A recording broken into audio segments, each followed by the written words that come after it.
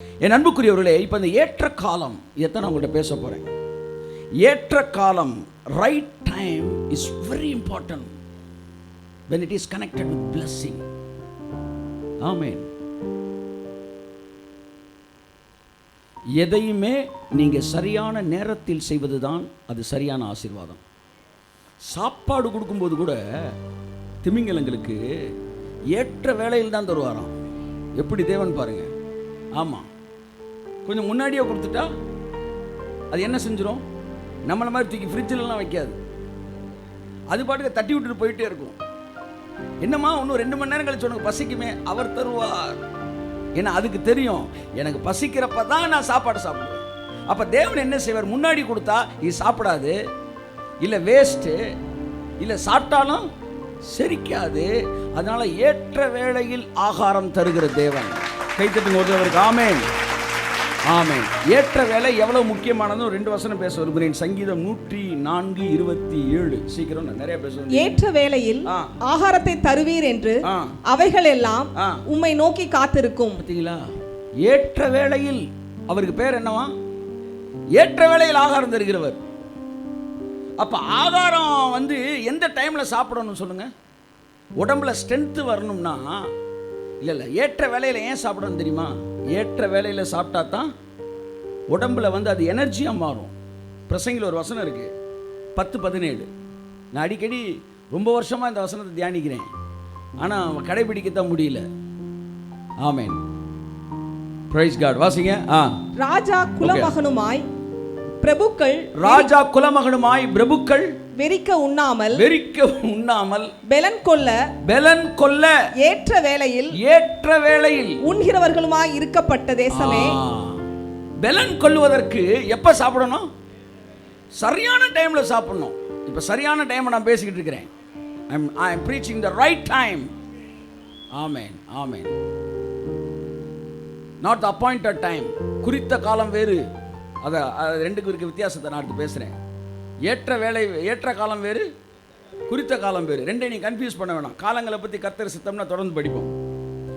இப்போ நீங்கள் டைமுக்கு சாப்பிட்டா தான் பாடியில் ஏறும். என்ன சொல்ல வரேன்? தேவன் ஏற்ற காலத்தில் மழை கொடுக்கிறவர். இப்போ ஏற்ற காலத்தோட முக்கியத்துவத்தை பேசிக்கிட்டு இருக்கிறேன். எதுவுமே உங்கள் வாழ்க்கையில் டைமுக்கு வரும்போது அது நல்லா இருக்கும், லாங் ஸ்டாண்ட் நிற்கும். அப்போ அதுவரை என்ன பண்ணுறது? பல விஷயங்கள் நான் பேச விரும்புகிறேன். ரைட் டைம்னா என்ன, குறித்த காலத்துக்கு ஏற்ற காலத்துக்கு வித்தியாசம் என்ன, ஏற்ற காலத்தில் வராத ஆசீர்வாதம் எவ்வளோ டேஞ்சராகிடுது, ஏற்ற காலம் வரும் வரை இருக்கிற இந்த காலத்துக்கு பேர் என்ன, இந்த 3 பாயிண்ட் நான் பேச விரும்புகிறேன். ஏற்ற காலத்தின் அவசியம் என்ன, ஏற்ற காலம் என்றால் என்ன, குறித்த காலம் என்றால் என்ன, 3வது ஏற்ற காலம் வரும் வரை இருக்கிற காலத்திற்கு ஒரு பேர் இருக்கு. அந்த காலத்தில் அதை நீங்கள் கரெக்டாக செய்யணும். அடுத்து இந்த காலத்தை நீங்கள் அறியும் போது, ஏற்ற காலத்தை நீங்கள் அறியும் போது நீங்கள் காலத்தை மாற்றக்கூடியவர்களாய் மாறுகிறீர்கள். அதான் சொல்ல வரேன். ஏற்ற காலம்னா உங்கள் மைண்டுக்குள்ள என்ன வந்துச்சுன்னா, ஆஹா இனி கண்ணு கட்டுற தூரம் வரைக்கும் எதுவும் நடக்காது போல. காலத்தை நீங்கள் படிப்பது எங்கே கொண்டு வந்து உங்களை நிப்பாட்டும் தெரியுமா? காலத்தை மாற்றுகிறவர்களாய் உங்களை மாற்றும். அதுக்கு தான் நீங்கள் நான் பேச வரேங்க. காலத்தை நீங்கள் புரிஞ்சுக்கிட்டீங்கன்னா காலத்தை மாற்றிடுவீங்க. ஸோ ஏற்ற காலம் என்பது ரொம்ப முக்கியமானது. சாப்பாடு கூட ஏற்ற காலத்தில் சாப்பிட்டா தான் என்ன செய்யும்? செரிக்கும். டைமுக்கு சாப்பிடுன்னு கார்த்திக் ரொம்ப நாளாக டைம் சாப்பிட்டு இருந்தாப்புல. ஆனால் அவர் டைமுக்கு சாப்பிட்டுக்கிட்டே இருக்க என்ன ஆகிட்டே இருக்கு? வெயிட்டு கூடத்தான் செஞ்சிச்சு. நான் சொன்னேன், கார்த்தி 12:30 1 மணி ஆனால் நான் என்னென்ன சொல்லியிருக்காங்க, என்ன டைமுக்கு சாப்பிடணுன்னே. டைம் சாப்பிட்டா தான் நம்ம பாடி ரொம்ப வெயிட்டு போடன்னு பார்த்தா இந்த கல்லை புரட்டி தக்கவன் யாருன்ற மாதிரி பயங்கரமாயிட்டே போகுது. ஆனால் நான் டைம் சாப்பிட மாட்டேன். நான் ஒரு நாளைக்கு 1:30க்கு சாப்பிடுவேன், ஒரு நாளைக்கு 2:30க்கு சாப்பிடுவேன், ஒரு நாளைக்கு 12:30க்கு சாப்பிடுவேன். அப்போ நான் சொல்லுவேன், தம்பி ஏதோ ஆவியில் உணர்றேன், எங்கேயோ ஒரு மிஸ்டேக் நடக்குது. டைமுக்கு சாப்பிடணும், உண்மைதான் டைமுக்கு சாப்பிடணும், ஆனால் ஏதோ ஒரு மிஸ்டேக் நடக்குது. அதுக்கப்புறம் தான் ரொம்ப நாள் கழிச்சு தெரிஞ்சிச்சு, டைம்ன்றது இந்த வால் கிளாக்கில் இருக்கிற டைம் இல்லை, பயாலஜிக்கல் டைம். அப்புறம் தான் இந்த சத்தியம் வெளிப்பட்டுச்சு. Biological time. டைமுக்கு சாப்பிடுங்கன்னா என்னன்னு அர்த்தம்? கரெக்டாக 2:30 மணிக்கு சாப்பிடுங்க, இல்லை கரெக்டாக பசிக்கிறப்ப சாப்பிடுங்க. அது இந்த வாட்சில் 3:30 இருக்கலாம், 5:30 இருக்கலாம். ஆனால் பசிக்கிறப்ப தான் சாப்பிட்டா நீ டைம் சாப்பிட்ற. ஆமேன்னு சொல்லுங்க. பயாலஜிக்கல் கிளாக் இது. அப்போ டைமுக்கு சாப்பிட்டு டைம் சாப்பிட்ற குரூப்பில் அப்போ நீங்கள் தொடர்ந்து பசிக்க பசிக்க பசிக்க சாப்பிட்டுக்கிட்டே இருந்தீங்கன்னா அதுவே ஒரு ரெகுலர் டைமாக மாறும். நான் உங்களுக்கு சொல்கிறேன், பசிக்கலாம் சாப்பிடாதீங்க. 2:30 மணிக்கு சாப்பிட்டாகணும் அப்படிலாம் கிடையாது. பசிக்கலாம் சாப்பிடாதீங்க, டைமுக்கு தான் சாப்பிடணும். ஆமேன்னு சொல்லுங்கள். ஸோ திமிங்கலங்களுக்கு எல்லாத்துக்குமே தேவன் ஏற்ற காலத்தில் தான் சாப்பாடு தராராம். பைபிளில் ஒரு சில வசனங்களுக்கு வீட்டில் போய் வாசிங்க. அதுக்கப்புறம் மேட்ருக்கு வரேன். மழையை ஏற்ற காலத்தில் பெய்ய பண்ணுகிறார். உபாகமம் 11:14 வாசிங்க. ஐஸ்வர்யத்தை தேவன், இங்கே பாருங்கள், நம்ம எல்லாரும் விசுவாசிக்கிறோம். அழகாக நம்ம வாழ்க்கையில் ஐஸ்வர்யம் வரும் பாருங்க. ஆமேன், அழகாக வரும். ஒவ்வொருத்தன் பேப்பராக பாஸ் ஆகும். ஒவ்வொருத்தன் வந்து ரிக்வெஸ்டாக கிராண்டு ஒவ்வொன்றா வந்து ஆன்சர் பண்ணப்படும். ஒவ்வொரு இமேஜினேஷனும் விசிபிலிட்டிக்குள்ளே என்ன செய்யும், வரும். வாசிப்போம். நீ உன் தானியத்தையும் உன் திராட்சை ரசத்தையும் உன் எண்ணெயையும் சேர்க்கும்படிக்கு நான் ஏற்ற காலத்தில் உங்கள் தேசத்தில் முன் மாரியையும் பின் மாரியையும் பெய்ய பண்ணி. ஏற்ற காலத்தில் நான் அதை செய்வேன். ஆமென், ஹல்லேலூயா. ஏற்ற காலம் என்பது என்னவென்றால் தேவன் குறித்து வைத்திருக்கிற காலம் அல்ல. உங்களுக்கு எந்த நேரத்திலே இதை கொடுத்தால் சரியாக இருக்கும் என்கிற ஒன்றை திட்டமிட்டு அந்த இடத்திற்கு நீங்கள் வரும் வரை காத்திருப்பது தான் ஏற்ற காலம். இந்த ஏற்ற காலம் என்பது கேலண்டரோடு இணைக்கப்பட்டது அல்ல, உங்கள் வாழ்க்கையோடு இணைக்கப்பட்டது. கேலண்டரோடு இணைக்கப்பட்டதை நீங்கள் மாற்ற முடியாது. ஆனால் வாழ்க்கையோடு இணைக்கப்பட்டது என்றால் இந்த ஏற்ற காலத்தை நீங்கள் மாற்றிக்கொள்ள கையை தட்டுங்க ஒருத்தவருக்கு. ஆமென். புரியுதாண்ணா உங்களுக்கு? இப்போ ஏற்ற காலம்னு ஒன்று டக்குன்னு மைண்டில் என்ன வந்துன்னா, ஏற்ற காலத்தில் தருவார்ப்பா, இப்போதைக்கு தரமாட்டாரா? இல்லை. இதை எதுக்கு நீ புரிஞ்சுக்கணும்னா, டிலே பண்ண விடாமல் நீ அதை கட் ஷார்ட் பண்ண முடியும். இந்த ஏற்ற காலத்தை, ஏற்ற காலம்னா உனக்கு ஏற்ற காலம். புரியுதாண்ணா உங்களுக்கு சொல்கிறது? எப்படின்னா, ஹேர் கட் பண்ணுறது எத்தனை நாளைக்கு ஒரு தடவை பண்ணுறது சொல்லுங்கள், சொல்லுங்களேன். மாதத்துக்கு ஒரு தடவை. நீங்கள் என்ன சொல்கிறீங்க? வாரத்துக்கு ஒரு தடவையா? அப்சல்வமா நீங்கள் மாதத்துக்கு ஒரு தடவை, 15 நாளைக்கு ஒரு தடவை. இதுக்குன்னு ஒரு டைம் இருக்கா? ஏற்ற காலம் எது முடி வெட்டுவதற்கு? அவனுக்கு முடி வளர்ந்துருச்சுன்னா அது ஏற்ற காலம். சிலருக்கு சீக்கிரமாக வளர்ந்துருச்சுன்னா அவனுக்கு ஏற்ற காலம் சீக்கிரமாக வந்துருச்சு. சிலருக்கு வருஷமாயும் வளரவே இல்லை, 4 மாதத்துக்கு ஒரு நீங்கள் வெட்டினா போதும், நோ ப்ராப்ளம். ஏன் இதைத்தான் நான் சொல்ல வரேன். தேவன் ஐஸ்வர்யத்தை கொடுப்பதற்கு ஒரு ஏற்ற காலத்தை தேடுகிறார்.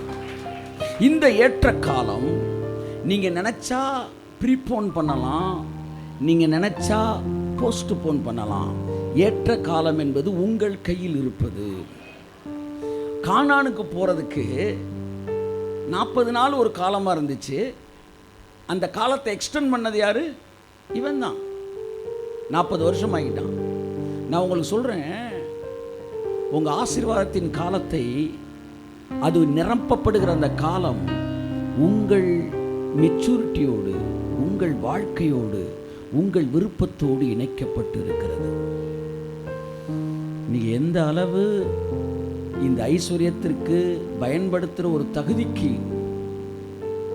தகுதி உள்ளவர்களாக உங்கள் மனதளவிலே நீங்கள் மாறுகிறீர்களோ, நிச்சயமாக அது உங்களுக்கு அருளப்படுகிறது. உங்களுடைய அன்றாட தேவைகளுக்கு தகுதியை பார்க்கிறவர் அல்ல, உங்கள் அவசர தேவைகளுக்கு தகுதியை பார்க்கிறவர் அல்ல. நீங்கள் தகுதியே இல்லாவிட்டாலும் இயேசுவின் நாமத்தை நீங்கள் அதை பெற்றுக்கொள்ளுகிறீர்கள்.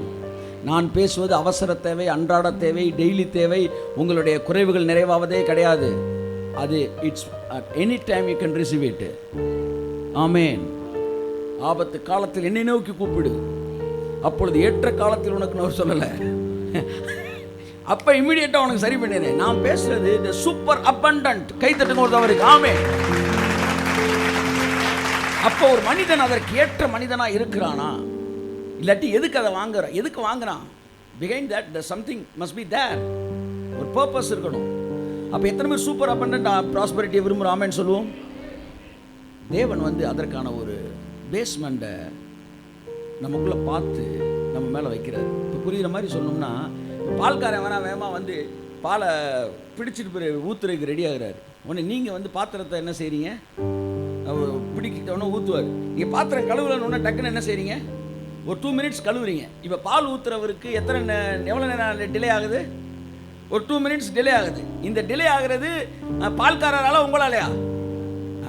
அவர் என்ன செய்கிறாரு? வெயிட் பண்ணிகிட்டே இருக்கார். இந்த 2 மினிட்ஸை நீங்கள் திடீர்னு சர்ப்பு எடுத்துகிட்டு வந்து சோப்பு எடுத்துகிட்டு வந்து நீங்கள் ஒரு 10 நிமிஷமாக கழுவிட்டு இருக்கிறீங்க. அவன் என்ன செய்வேன்? நான் ஒரு பேச்சுக்கு சொல்கிறேன், இந்த பால்கார் போயிடுவார், நம்ம பால்கார் நின்றுக்கிட்டே இருக்கிறாரு. So he is ready but waiting for your time. The blessings are waiting for your time. நீ தயாரான இடத்திற்கு வரும்போது உடனடியாக உங்கள் வாழ்க்கைக்குள்ளே இது கடந்து வருகிறது. 100 ரூபாயில் 10 ரூபாய் இழக்க கூட விரும்பாத ஒரு இடத்துல என் மனநிலை இருக்கும்போது தேவனுடைய ஒரு மிகப்பெரிய ஆசீர்வாதத்தை ஆளுகை செய்யக்கூடிய திறன் எனக்கு இல்லை. எனக்கு அந்த திறன் இல்லாத போது அந்த ஆசீர்வாதம் எனக்கு என்னவா மாறுது? ஆசீர்வாதமாக இருக்காது, அது அழிவாகத்தான் மாறுகிறது. என்றைக்கு நான் அந்த ஒரு இடத்துக்கு நான் வர்றேனோ,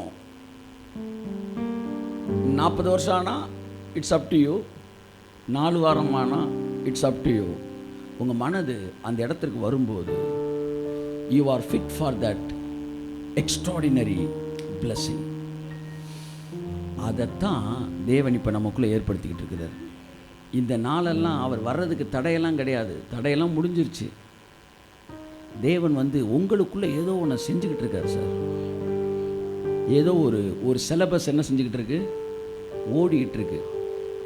அந்த சிலபஸ் சக்ஸஸ் ஆகும்போது அந்த ஏற்ற காலம் வந்து விட்டது. இப்போ என் பையனை ஆசீர்வதிச்சா அது சரியான சேனலில் போகும்யா. இன்னும் பணக்காசுடையவன நான் இருப்பேன் என்றால் என் தேவைகள் சந்திக்கப்படலாம். ஆனால் நிரம்பி வழிகிற ஒன்றை, ஓவர்ஃப்ளோ ஆகிற ஒன்றை நான் பேசினேன்னா நான் வந்து அந்த இடத்துக்கு நான் வந்து என்ன ஆகலை, அதை ஹேண்டில் பண்ணுற அளவுக்கு. சார் நான் என்ன சொல்கிறேன், எனக்கு கார் ஓட்டணும்னு ஆசை. உடனே ஏசினார் வந்து நீங்கள் காரை கேட்குறீங்கன்னு ஒன்று ஒரு 120 மைல் ஸ்பீடில் ஓடிட்டு இருக்க ஒரு காரு ஸ்டேரிங் அவன் கையில் கொடுத்தாருன்னா அவர் அன்புள்ளவரா?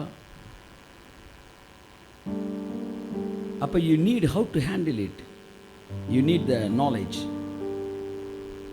For handling the blessings. அதைத்தான் தேவன் வந்து இந்த நாட்கள் நமக்குள்ளே செய்கிறாரு. இதை நான் தட்டி விட்டு இதை அசால்ட்டாக எடுத்துக்கிட்டே இருக்கும்போது என்னுடைய ஏற்ற காலம் இன்னும் வராமலே போயிட்டுருக்கு. ஆனால் உடனே லைஃப்பில் நான் ரிசீவ் பண்ண அந்த ஏற்ற காலம் சீக்கிரமாக வருகிறது. ஒரு தோசையை ஊற்றிவிட்டு திருப்புவதற்கு எத்தனை நிமிஷம்? சொல்லுங்க.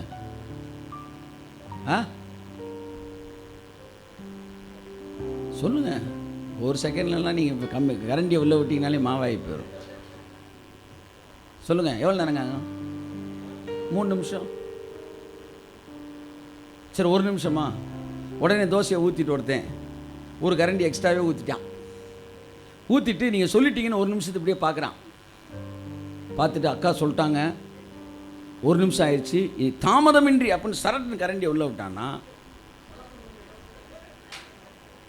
இல்லை 2 நிமிடம் அப்படின்ன உடனே 3 நிமிஷம் சொல்லிட்டாங்க அப்படின்ட்டு கருகிற ஸ்மெல் வருது. இல்லை 3 நிமிஷம் சொல்லியிருக்கிறாங்க. நல்லா கவனிங்க. ஏற்ற காலம் என்னது? ஏற்ற காலம்ன்றது 2 நிமிஷம் 3 நிமிஷம்லாம் கிடையாது. அப்படியே கரண்டியை விட்டு லைட்டாக அப்படி பார்க்கணும். ஏற்ற அப்படி திருப்பி. இதுக்கு டைம் கிடையாது.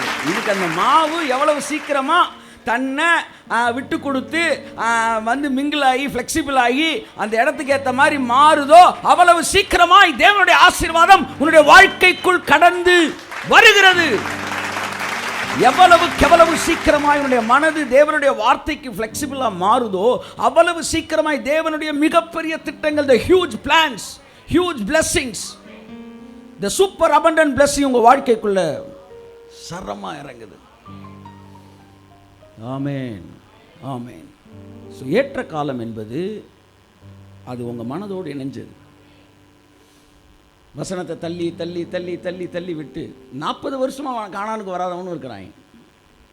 அதை உடனே சொல்கிறான், இன்று கர்த்தருடைய சத்தத்தை கேட்பீர்களாகில் வனாந்தரத்தில் அவருக்கு கோபம் ஊட்டினது போல உங்கள் இருதயத்தை கடினப்படுத்தாதருங்கள்.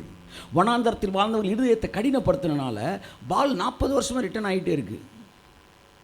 ஆனால் கர்த்தாவே சொல்லும் அடியேன் கேட்கிறேன்னு நீங்கள் ஈல்டு பண்ணிட்டீங்கன்னா, உங்களை விட்டு கொடுத்துட்டீங்கன்னா, யாருக்கு தெரியும் நாளைக்கு நேரம் நீங்கள் வேறு இடத்துல இருக்கீங்க. ஆமாம், நான் சொல்கிறது அர்ஜென்ட் நீடு, அவசர தேவை. அது எவ்வளோ பெரிய தேவையாக இருந்தாலும் அவசர தேவை, அதுக்கெலாம் அவர் நேரம் பார்க்கல. அது உங்கள் தேவையை பார்த்தா தேவன் தரார். நான் சொல்ல வருகிறது அதுவல்ல. ஒரு ஸ்டேட்லேருந்து இன்னொரு ஸ்டேட்டுக்குள்ளே போகிறது, ஒரு லெவல்லேருந்து இன்னொரு லெவலுக்குள்ளே போகிறது. புரியுதா நான் சொல்கிறது? ஆமாம், ஒரு லெவல் ஆஃப் பிளெஸ்ஸிங்லேருந்து இன்னொரு லெவல் ஆஃப் பிளெஸ்ஸிங்க்கு உங்கள் லைஃப் ஸ்டைலே மாறுவது. கையை தட்டுங்க சாரே. ஆமென். அப்பவும் நீங்கள் வந்து உங்களுக்கு கீழே இருக்க வேலைக்காரங்க ஒரு 50 ரூபா கூட கொடுக்குறதுக்கு யோசிக்கிற மாதிரி இருந்தீங்கன்னா, நீங்கள் வந்து அதுக்கு ஃபிட்டு கிடையாதுன்னு அர்த்தம். தேவன் உங்களை நம்பி கொடுத்ததே வந்து இல்லை அப்படின்னு அர்த்தம். ஸோ ஏற்ற காலம் என்பது உங்கள் வாழ்க்கையில் இருக்கிற அந்த ஃபிட்டான டைம். இந்த ஏற்ற காலம் ஆளுக்கு ஆள் என்ன செய்யும்? மாறும். ஒருத்தனுக்கு ஒரு டைமு, சிலர் 10 அரியர் வச்சு எழுதுறாங்க, ஆனால் அவனும் டிகிரி வாங்கிடுறான். இன்னொருத்தன் வேற மாதிரி உடனே ஒரே ஸ்டெச்சில் அடிக்கிறான். அதான் சொல்றாரு, அதினதின் காலத்தில் இவன் இதை இவன் காலத்தில், அவன் இதை தன் காலத்தில் தன் கனி. இதை நம்ம பார்த்துருக்கோம் ஏற்கனவே. அப்போ கொய்யாப்பழத்துக்கு ஒரு சீசன்னா மாம்பழத்துக்கு ஒரு சீசன். உங்கள் டைம் இன்னும் வரல. நான் குறித்த காலத்தை பற்றியே பேசலை. குறித்த காலம்னா என்ன தெரியுமா? தேவன் ஒரு ரவுண்ட் பண்ணி வச்சுருப்பார். செப்டம்பர் 23 அப்படி வச்சுருக்காருன்னு வச்சுக்கோமே. தேவன் ரவுண்ட் பண்ண காலம். அந்த குறித்த காலம்னா அது வேறு மாதிரி. எப்படின்னா, நீங்கள் அந்த டேட்டில் வந்து நீங்கள் ரெடியாக ஆளனா கூட தூக்கிட்டு போயிடுவார். எலியா வந்து குறித்த டைம் வச்சுருந்தார். 12:23 இவனை தூக்கண்டான்னும் போது 22க்கு வந்து எலிசா ஒரு கொஸ்டின் கேட்குறான். சரி, இந்த கடைசியாக ஒரே ஒரு கேள்வி அப்படின்னு திரும்புகிறான். எலியாவை காணோம். எலிசா பேசிக்கிட்டே இருக்கிறாரு. அவர்கள் பேசி கொண்டிருக்கும் போதே அக்கினி ரதம் உள்ளே வந்து தூக்கிட்டு போயிடுச்சு. ஏன்னா அது குறித்த காலம். உங்கள் எல்லார் வாழ்க்கைக்கும் குறித்த காலமும் இருக்குது. அவர் குறித்த காலத்தில் நீங்கள் ரட்சிக்கப்பட்டீர்கள். அவர் குறித்த காலத்தில் நீங்கள் கிருபையின் உபதேசத்திற்குள் வந்தீர்கள். இதெல்லாம் ஃபிக்ஸட் டைம், அப்பாயிண்டட் டைமு. ஆனால் ஏற்ற காலம் அது வேற. ஆமேன், ஆமேன். ஸோ இந்த ஏற்ற காலம் என்ன செய்யுதுன்னா, ஒரு பில்டிங்கை கட்டுறதுக்கு முன்னாடி ஒரு ஃபவுண்டேஷனை போட்டு அந்த ஃபவுண்டேஷன் ஸ்ட்ராங்காக இருக்கான்னு பார்க்குறது. அது என்னது, அந்த சென்ட்ரிங் போடுறதா இல்லை? இப்போ போட்டு அந்த இதெல்லாம் போட்டு கொஞ்ச நாள் என்ன செய்வாங்க, அந்த காலத்தில் 21 நாள் என்னமோலாம் போடுவாங்க இல்லை? சென்ட்ரிங் தானே. இப்போ எவ்வளோ நாள் வர்றீங்க? 16 நாளா? ஆமாம். இல்லை சார், நான் உடனே வீடை கட்டி ஆகணும் அப்படின்னு நீங்கள் உடனே ஏற்ற முடியாது. ஏன்னா அது உள்ளே கொஞ்சம் என்ன செய்ய வேண்டியிருக்கு. இந்த செட் ஆகிறது அங்கே வந்து சூரியனையும் அதில் அந்த இதுக்கும் போய் இடையில் இருக்கிற தொடர்பை பொறுத்தது. ஆனால் இங்கே செட் ஆகிறதுக்கு அந்த டைம்லாம் கிடையாது. நீங்கள் நினச்சா ஒரு நாள் நைட்டில் உங்களை ஈல்டு பண்ணலாம். சத்தியத்திற்கு கீழ்ப்படிய ஒவ்வொரு செய்தியை நீங்கள் அங்கீகரிக்க நீங்கள் உங்கள் ஆசீர்வாதங்களை ப்ரீபோன் பண்ணுகிறீர்கள். You can postpone your blessing and you can prepone your blessing. தள்ளி போடலாம், முன்னாடி மாற்றிக்கலாம். நீங்கள் ஏற்ற காலம் வந்துருச்சுன்னா அப்படி தான். 23, 27, 28, 29. எனக்கு பயப்படும் பயத்தை உனக்கு முன் செல்லும்படி செய்வேன். நீ செல்லும் இடம் எங்கும் உள்ள ஜனங்கள் எல்லாரையும் கலங்கடித்து உன் சத்துருக்கள் எல்லாரையும் முதுகு காட்ட பண்ணுவேன். உன் முகத்திற்கு முன் நின்று, உன் முகத்துக்கு முன்னாடி இருக்க எதிரிக்கெல்லாம் டர்ரை கலப்புவேன் அப்படின்றார். பயத்தை ஏற்படுத்துவேன். மிரளுவான் அவனை பார்க்கும்போது. ஏன்னா அவங்க வாழ்க்கையில் நடக்கிற சம்பவங்கள் உனக்கு எதிராக கை நீட்டக்கூடாதுன்றது அவனுக்கு சொல்லி கொடுக்குறதா இருக்கும். புதிய ஏற்பாட்டில் கூட அனனியா சப்பிரால் சம்பவத்தில் வந்து அந்த அவர்களை பற்றிய பயம் பூமி எங்கும் உண்டாயிட்டுன்னு வந்துச்சு. இது உங்களுக்கு கொடுக்குற ஒரு எக்ஸ்ட்ராடினரி ப்ரொடெக்ஷன். உன்னை பற்றுகிற பயத்தை நான் உண்டாக்க பண்ணுவேன். வாசிங்க. நீ செல்லும் இடம் எங்கும் உள்ள ஜனங்கள் எல்லாரையும் கலங்கடித்து உன் சத்துருக்கள் எல்லாரையும் முதுகு காட்ட பண்ணுவேன். உன் முகத்திற்கு முன் நின்று ஏவியரையும் கானானியரையும் ஏத்தியரையும் துரத்திவிட குளவிகளை உனக்கு முன்னே அனுப்புவேன். சரி. தேசம் பாழாய் போகாமலும். நல்லா பாருங்க, எதிரி எல்லாம் துரத்து வரான். ஆனா எப்படி துரத்து வரான்? அழகா இருக்கு பாருங்க. வாசிங்க. தேசம் பாழாய் போகாமலும். தேசம் பாழாய் போகாமலும். காட்டு மிருகங்கள் உனக்கு விரோதமாய் பெருகாமலும் இருக்கும்படி நான் அவர்களை ஒரே வருஷத்திற்குள்ளே உன் முன் நின்று துரத்தி விடாமல் நீ விருத்தி அடைந்து தேசத்தை சுதந்தரித்துக் கொள்ளும் வரைக்கும் அவர்களை கொஞ்சம் கொஞ்சமாய் உன் முன் நின்று உனக்கு முன்பாக இருந்து துரத்தி விடுவேன். கையை தட்டு. ஆமென். That's what God's plan. அதுதான் ஏற்ற காலம். எப்படின்னா, இவங்க வந்து ஒரு 7 லட்சம் பேர் இருக்கிறாங்க.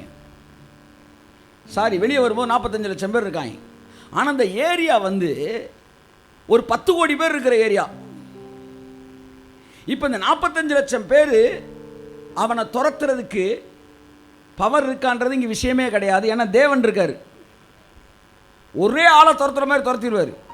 துரத்துற உடனே எங்கே வந்துட்டாங்க? 10 கோடி பேர் இருக்கிற இடத்துக்கு எத்தனை பேர் வந்திருக்கிறாங்க? 45 லட்சம் பேர் வந்திருக்கிறாங்க. இப்போ என்ன தெரியுமா நடக்கும்? ஸ்பேஸை வந்து இவனால் ஆக்குப்பை பண்ண முடியாது. ஏன்னா நிறைய வெட்டியாக ஸ்பேஸ் இருக்கும். நிறைய வெட்டியாக ஸ்பேஸ் இருந்தவொடனே என்ன நடக்கும்னா, அங்கே முள்ளுகள் வளரும், பாம்பு வரும், வந்து காட்டு மிருகங்கள் பெருகி இவனை அடித்து காலி. இவனால் மெயின்டைன் பண்ண முடியாது. அப்போ தேவன் என்ன சொல்கிறார்? இருப்பா, உன்னால் மெயின்டைன் பண்ண முடியாது அவ்வளோ ஸ்பேஸை.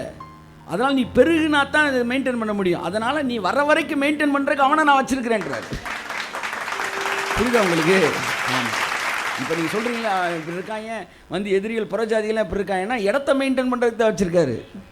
ஆமாம், நீ வந்தவுடனே நேராக பத்திரத்தை பதிஞ்சிட்டு நம்ம நல்லா கவனிங்க.